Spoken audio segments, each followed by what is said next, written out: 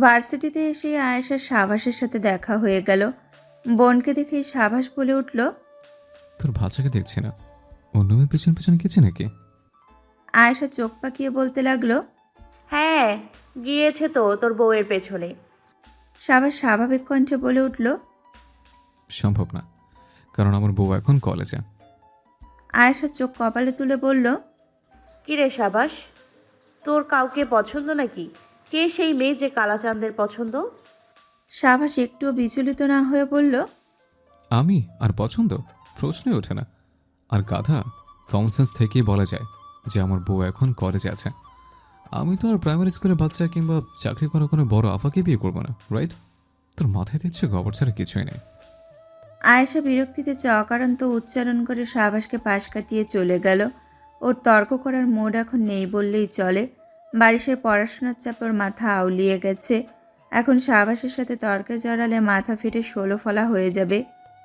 তুবার আজ কোনো ক্লাস নেই, তাই আয়েশা একা একাই ক্যান্টিনে চলে গেল। হঠাৎ কয়েকটা মেয়ে ওর দিকে এগিয়ে আসলো। আয়েশা এক পলক ওদের দিকে তাকিয়ে চোখ সরিয়ে নিল।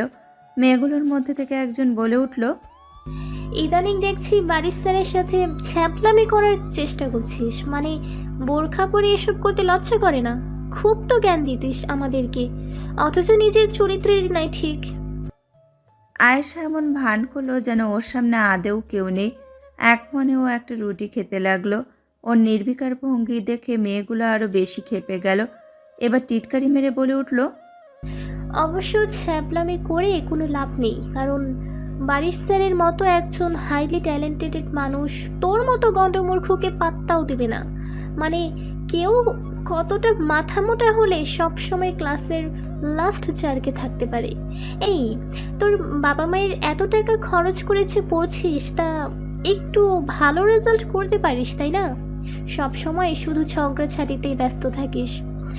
আমার তো মনে হয় তোর বাবা মা তোর মতো সন্তান পেয়ে খুবই লজ্জিত।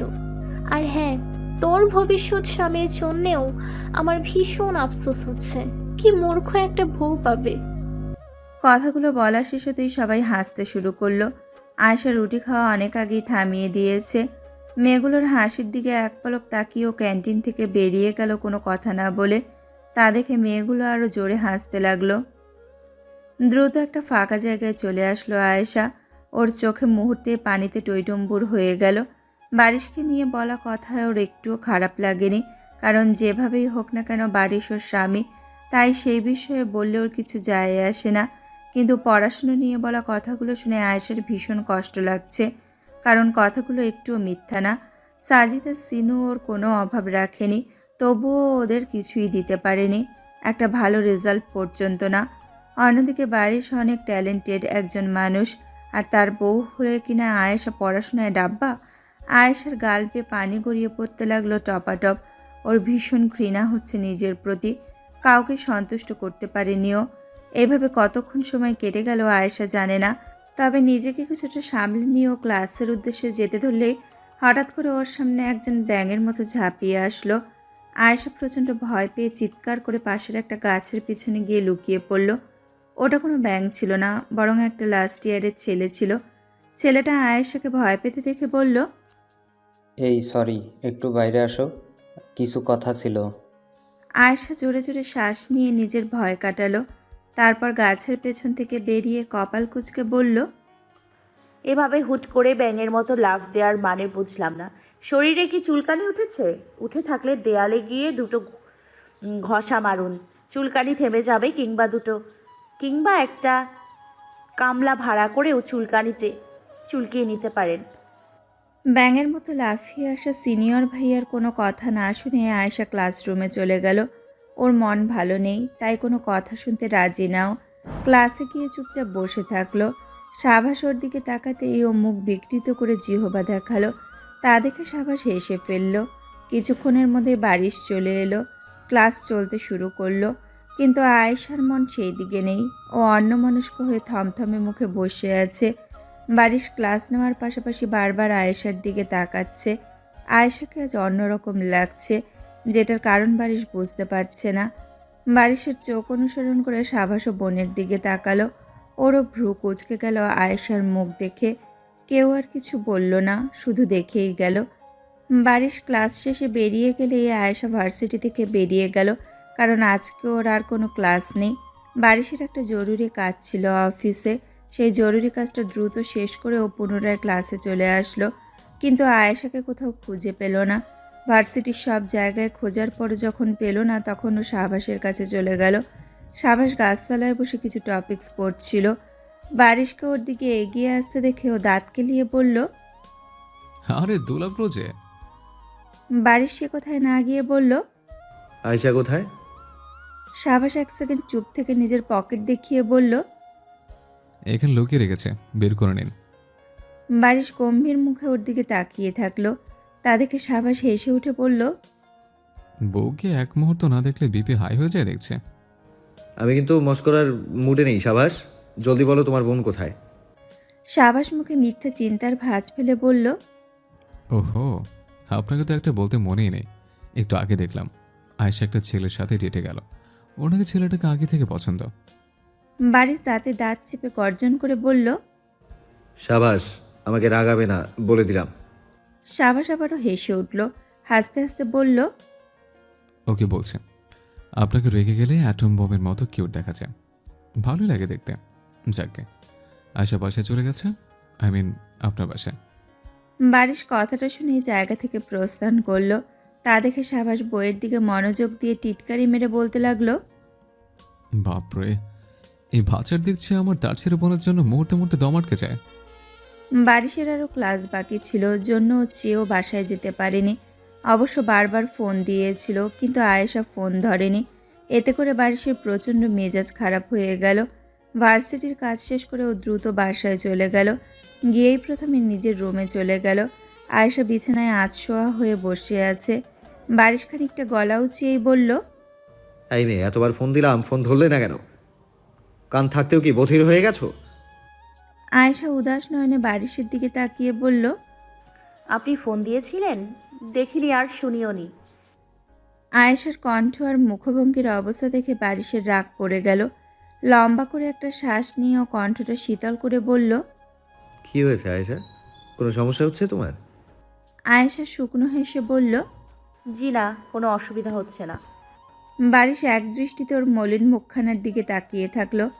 আয়েশার দৃষ্টি স্থির হয়ে আছে এমনই এক জায়গায়। বারিশ আরও কিছুক্ষণ ওর দিকে তাকিয়ে থেকে ফ্রেশ হতে চলে গেল। টি শার্ট আর ট্রাউজার পরে বাথরুম থেকে বেরিয়ে আবার আয়েশার দিকে তাকালো। ও এখনও অপরিবর্তিত অবস্থায় বসে আছে। বারিশ ধীর পায়ে ওর দিকে এগিয়ে গিয়ে বলল, বাসায় যেতে ইচ্ছে করছে, রেখে আসবো কয়েকদিনের জন্য। আয়েশা চকিতে বারিশের দিকে তাকিয়ে মাথা ডানে বামে ঘুরিয়ে না বোঝালো। বারিশও আর কিছু না বলে ভার্সিটির কিছু কাজ করতে লাগলো। টিচারদের কাজের তো আর শেষ নেই। আয়েশা এক পলক ওর দিকে তাকিয়ে মনে মনে বলল, আপনি কেন আমাকে বিয়ে করতে রাজি হলেন বলুন তো? নাভিন মামু আপনার পছন্দের টিচার ছিল, জন্য তার দেয়া প্রস্তাব নাকচ করতে পারেননি, তাই না? এতটাও বাধ্য হতে নেই বারিশ স্যার। আমাকে বিয়ে করা আপনার উচিত হয়নি। যেহেতু করেই ফেলেছেন, তাহলে আমি নিজেকে একটু যোগ্য করার অন্তত চেষ্টা করতে পারি। আয়েশা বিছানা থেকে নেমে পড়ার টেবিলে চলে গেল। গভীর মনোযোগ দিয়ে বইয়ের পাতা উল্টাতে লাগলো। তা দেখে বারিশের চোয়াল ঝুলে গেল। ও হতভম্ব কণ্ঠে বলে উঠল, আরে করছো কি? তোমার শরীর ঠিক আছে তো? এসব অসম্ভব কাজ কেন করছো? আয়েশা অগ্নিদৃষ্টিতে ওর দিকে তাকিয়ে বলল, চুপ থাকুন। কথাটা বলে ও মনোযোগ দিয়ে পড়তে লাগলো। বারিশের অবাক কম চিন্তা হচ্ছে বেশি। নিশ্চয়ই আয়েশার কিছু হয়েছে, নয়তো এত মনোযোগের সহিত পড়াশোনা করা অসম্ভব ব্যাপার বটে। কেউ তো নিশ্চয়ই কিছু করেছে। বারিশ এসব ভাবতে ভাবতে নিজের বউয়ের দিকে তাকিয়ে থাকলো। ওর কেন যেন মনে হচ্ছে আয়েশা কান্না করেছে। চোখ দুটো কেমন লাল হয়ে আছে ওর। শাহনাজ ছলছল চোখে কলেজ থেকে ফিরে আসলো। ওর হাত থেকে রক্ত ঝরছে। তুষারও সেই সময় ভার্সিটি থেকে ফিরে আসলো।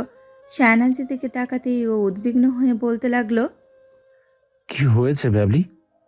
শাহনাজ ক্রন্দনরত চোখে বলল, রাস্তায় পড়ে গিয়েছিলাম। তুষার শান্ত চোখে শাহনাজের দিকে কয়েক পলক তাকিয়ে থেকে বলল, তুই কি বেশি করে খেতে পারিস না? হুটহাট পড়ে যাওয়ার মানে কি ব্যাবলি? শাহনাজ চোখের পানি মুছে বলল, এটা ইচ্ছে করে পড়ে যাওয়ার না তুষার ভাই, একটা ছেলে আমাকে ধাক্কা দিয়েছে। বেশ কিছুদিন থেকে আমাকে অযথা বিরক্ত করছিল। তুষার ক্ষণকাল চুপ থেকে বলল। নীরকেও ধাক্কা দিয়েছে বা বিরক্ত করেছে? শাহনাজ হঠাৎ স্থির হয়ে গেল, চোখের পানি ভেতরে শুষে নিল, অতঃপর কাটকাট গলায় বলল। না। আচ্ছা, আর হ্যাঁ, এসব ছেলের থেকে দূরত্ব বজায় রেখে চলবি। অযথা এমন ছেলের সাথে লাগতে যাস কেন? শাহনাজ তৎক্ষণাৎ বলে উঠল। আমি কিছু করিনি, ওই ছেলেই ইচ্ছা করে আমাকে বিরক্ত করতেছিল। আজ তো ধাক্কাই দিয়ে দিল। আচ্ছা ঠিক আছে, বুঝলাম। কথাটা বলে তুষার সিনু আর তানিয়াকে ডাকলো। ওরা এসে শাহনাজের অবস্থা দেখে আতকে উঠে বলল। শেহনাজের কি হয়েছে? ওর ক্ষত দ্রুত পরিষ্কার করে ভালো করে মলম লাগিয়ে দাও, নয়তো ইনফেকশন হতে পারে। বলে তুষার নিজের রুমের দিকে চলে গেল। শাহনাজ পানিতে টইটম্বুর চোখ দুটো নিয়ে ওর গমন পথের দিকে তাকিয়ে থাকলো। সিনু আর তানিয়া এসে ওর রক্তাক্ত হাত পরিষ্কার করতে লাগলো। সিনু তো কেঁদেই দিয়েছে মেয়ের অবস্থা দেখে। শাহনাজও কাঁদছে, তবে ব্যথার জন্য কম, তুষারের নির্লিপ্ততার জন্য বেশি। তানিয়া দিশেহারা হয়ে পড়ল ওদের দুই মা মেয়ের অবস্থা দেখে। এমন সময় বাদাম খেতে খেতে সাবার সদর দরজা দিয়ে বাড়িতে প্রবেশ করে সামনের অবস্থা থেকে থেমে গেল। ওর হাত থেকে সব বাদাম নিচে পড়ে গেল। দ্রুত পায়ে বোনের দিকে এগিয়ে গিয়ে চিন্তিত স্বরে বলল। কি হয়েছে বনু? কিভাবে হয়েছে? পড়ে গিয়েছিলে? শাহনাজ মাথা ডানে বামে ঘুরিয়ে না বুঝিয়ে ক্রন্দনরত কণ্ঠে বলল। একটা ছেলে ধাক্কা দিয়ে পিচ ঢালা রাস্তার উপর ফেলে দিয়েছিল। শাহবাজের চোয়াল শক্ত হয়ে গেল। শাহনাজের হাতে মলম লাগিয়ে দেওয়া ইতিমধ্যেই শেষ হয়ে গিয়েছে। শাহবাজ বোনের হাত ধরে ওকে বসা থেকে উঠিয়ে বলল। চল আমার সাথে। শাহনাজ অবাক হয়ে বলল। কোথায় ভাইয়া? যেখানে যেতে বলেছিস সেখানে। কথা না বলে আমার সাথে চল। শাহবাজ শাহনাজকে টানতে টানতে বাড়ির বাইরে নিয়ে গেল। সিনু আর তানিয়া পেছন থেকে বারবার শাহবাজকে আটকালেও ও কারোর কথা শুনল না। শাহনাজকে বাইকের পিছনে বসিয়ে হাসান ভিলা থেকে বেরিয়ে গেল। সিনু আর তানিয়া চিন্তিত মুখে সেদিকে তাকিয়ে থাকলো। শাহবাজের বাইক শাহনাজের কলেজের সামনে এসে থামলো। শাহনাজ হতভম্ব হয়ে বাইক থেকে নেমে বলল। এখানে কেন আসলে ভাইয়া? শাহবাজ বাইকটা সাইড করে রেখে শাহনাজের হাত ধরে বলল। আমাকে ছেলের কাছে নিয়ে চল। আমি নিশ্চিত ওই ছেলে এখনো কলেজে আছে। শাহবাজের ভাবনা মিথ্যা হলো না। শাহনাজ একটু এগিয়ে যেতে আসিফকে দেখতে পেল। ওকে দেখার সাথেই শাহনাজ ভাইয়ের দিকে তাকিয়ে বলল। ওই যে ওখানে বসে আছে। কোনটা? শাহনাজ আঙুল তাক করে আসফিকে দেখালো। বোনের আঙুল অনুসরণ করে ছেলেটাকে দেখতেই শাহবাজ শাহনাজের হাত ছেড়ে দিয়ে শার্টের হাতা গোটাতে গোটাতে সেই দিকে এগিয়ে গেল। আসফি উল্টো হয়ে বসে আছে। শাহবাজ লাফিয়ে গিয়ে ওর পিঠে একটা লাথি মারল। ফলে আসফি মুখ থুবড়ে সামনে পড়ে গিয়ে বলল। ও মা গো, কেডারে? শাহবাজ দাঁতে দাঁত চেপে বলল। আমি রে। আসফি ভ্রু কুচকে ওর দিকে তাকিয়ে বলল। আমাকে কি পাঞ্চিং ব্যাগ মনে হলো আপনার? না, মলের স্তূপ। কথাটা বলে শাহবাজ আসফিকে তুলে ওকে দাঁড় করিয়ে ওকে আবার ধাক্কা দিল। তারপর আবার তুলল এবং আবার ধাক্কা দিল। তুলল, ধাক্কা দিল, তুলল, ধাক্কা দিল, তুলল, ধাক্কা দিল, তুলল, আবার ধাক্কা দিল। আসফি বারবার পড়তে পড়তে অসুস্থ প্রায় হয়ে গেল। শাহবাজ ওকে আবার তুলতে ধরলে আসফি কেঁদে ফেলে বলল। এই ভাই, আপনি না বললেন আমি ময়লার স্তূপ? তা ময়লার স্তূপকে কেউ এতবার ফেলে দেয়? নোংরা জিনিস মানুষ একবার ফেলে দিতে পারলেই বাসে, আপনার মতো বারবার ফেলে দিতে আই থিঙ্ক ফেলে দিয়ে নিজের হাত নোংরা করে না। আপনি কিন্তু বেইমানি করছেন আমার সাথে। বেশ কিছুদিন কেটে গেছে। ইয়ার চেঞ্জ পরীক্ষা শেষ হয়ে গিয়েছে ইতোমধ্যে। আয়েশা 10 জাঙ্ক এগিয়ে গেছে, যা দেখে সবাই আশ্চর্য হতে বাধ্য। কিন্তু বাড়ির সাথে খুশি হতে পারছে না, কারণ ভালো মার্ক না করেও আয়েশার মুখে সবসময় যে মিষ্টি হাসি ফুটে থাকতো সেটা এখনও খুঁজে পাচ্ছে না। ও কারোর সাথে কথা বলছে না ভালো মতো, সবসময় কেমন মনমরা হয়ে থাকে। আয়েশা চুপচাপ বিছানায় বসে আছে। দেখে মনে হচ্ছে যেন গভীর কোনো চিন্তায় মগ্ন হয়ে আছে। বারিশ নিজের প্রয়োজনীয় কাজ শেষ করে আয়েশার দিকে এক পলক তাকিয়ে দীর্ঘশ্বাস ফেলল। অতঃপর ওর দিকে এগিয়ে গিয়ে বলল। কি সমস্যা তোমার? হয়েছেটা কি? বলবে তো নাকি? আয়েশার কাট জবাব। কিছু হলে তো বলবো। বারিশ চুপচাপ ওর মুখের দিকে কিছুক্ষণ তাকিয়ে থেকে অন্যদিকে চলে গেল। আয়েশার সাথে ওর মন মেজাজও বিক্ষিপ্ত হয়ে আছে। ভীষণ অস্থির লাগছে ওর। ভার্সিটিতে আসার পর বোনের অবস্থা থেকে সাবাসও বেশ উদ্বিগ্ন হয়ে গেল। তুবাকে দিয়ে বেশ কয়েকবার কথা বলানোর পরও কোনো কিছু জানতে পারেনি। এতে করে তুবা আর তুষারও বেশ চিন্তিত হয়ে পড়েছে। সামনে বারিশকে দেখে সাবাস দ্রুতপদে ওর দিকে এগিয়ে গেল। হুট করে ও বারিশের কলার চেপে ধরে দাঁত কিরমির করে বলল, আমার বোনের সাথে কি করেছেন? ওর অবস্থা এমন কেন হয়েছে? দ্রুত উত্তর দিন, নতুন নাক বরাবর দুটো খুশি দেব। বারিশ অত্যন্ত স্বাভাবিক কণ্ঠে বলল, আমি নিজেও জানি না। জানেন না মানে?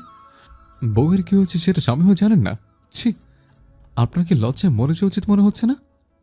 বারিশ নিজের কলার ছাড়িয়ে নিয়ে বলল, তোমার বোন আগে আমাকে স্বামী মানুক, তারপর না হয় এসব লজ্জায় মরে যাওয়ার কথা বলা যাবে। সাবাস আবারও কলার চেপে ধরল। তাহলে তো টানা 2 বার মরে যাওয়া উচিত আপনার। আমার বোনের মন জয় করতে পারেননি, এটা আরো বেশি লজ্জা। একটু মেকআপ করে যেতে পারেন ওর সামনে, গেলে তো পড়ে যায়। বারিশও আবার ছাড়িয়ে নিল। তো তুমি মেকআপটা করিয়ে দাও, আমি তো মানা করিনি একবারের জন্য। সাবাস আবারও কলার চেপে ধরল। বারিশও আবার ছাড়িয়ে নিল। এভাবে কিছুক্ষণ চলার পর হঠাৎ কিছু কথা কানে আসতে ওরা চকিতে সেই দিকে কান খাড়া করলো। যাক, আয়েশা তো দেখছি ভালো মার্ক পেয়েছে, কিন্তু এটা তো চাইনি। এই মেয়েকে এত অপমান করলাম, অথচ আমাদের কিছুই বললো না। এই স্বভাব কি ওর সাথে যায়? আমরা তো চেয়েছিলাম আমাদের সাথে পাল্টা ঝগড়া লাগাক, আর আমরা গিয়ে ওর নামে বারিশ স্যারের কাছে ইনিয়ে বিনিয়ে অভিযোগ দিয়ে ওর মান সম্মান শেষ করে দিই, কিন্তু রিয়ার কথা টেনে নিয়ে মায়েশা বলল, সমস্যা নেই, এবার আরো বেশি করে অপমান করব। ও তো কিছুই বলবে না। আমরা এবার র্যাগিংয়ের চরম পর্যায়টা অবলম্বন করতে পারি, কি বলিস? তাহলে ও ভুলেও বাড়ির স্যারের দিকে নজর দিবে না। ওই মেয়েকে এমনভাবে অপমান করতে হবে যেন ও আর পড়াশোনা না করে, কারণ ওই দিকটা ভালো পর্যায়ে চলে যাচ্ছে। সেটা হলে তো বাড়ির স্যারের প্রতি ওর একটা ভালো দৃষ্টিভঙ্গি চলে যাবে। চিন্তা করিস না, আমি আছি না। ওর অবস্থা এবার আরো খারাপ হবে, শুধু দেখে যা। চল এখন ক্লাসে যাই। ওরা দুজন চলে গেল। বারিশ আর সাবাস আহম্মক হয়ে একে অপরের দিকে তাকালো। ক্ষণকাল বাদে ওদের দুইজনের চোখ জ্বলে উঠল। চোখের ইশারায় দুইজনে কিছু একটা করার পরিকল্পনা করলো এবং দ্রুতপদে ক্লাসের দিকে চলে গেল। আয়েশা চুপচাপ বসে আছে। বারিশ আর সাবাস একসাথে ক্লাসে প্রবেশ করলো। সাবাস স্বাভাবিকভাবেই নিজের সিটে গিয়ে বসে পড়ল আর বারিশ ক্লাস নিতে শুরু করলো। লেকচারের মাঝামাঝি গিয়ে হঠাৎ বারিশ গলা খাকারি দিয়ে বলল, রিয়া, মাইশা। বারিশের মুখে নিজেদের নাম শুনে ওরা খুশিতে গদগদ হয়ে গেল, কিন্তু পর মুহূর্তে ওদের মুখ অন্ধকার হয়ে গেল যখন বারিশ বলল, আমি এতক্ষণ যা লেকচার দিলাম সেসব তোমরা সামনে এসে প্রেজেন্ট করো। কিন্তু স্যার আমরা ফার্স্ট।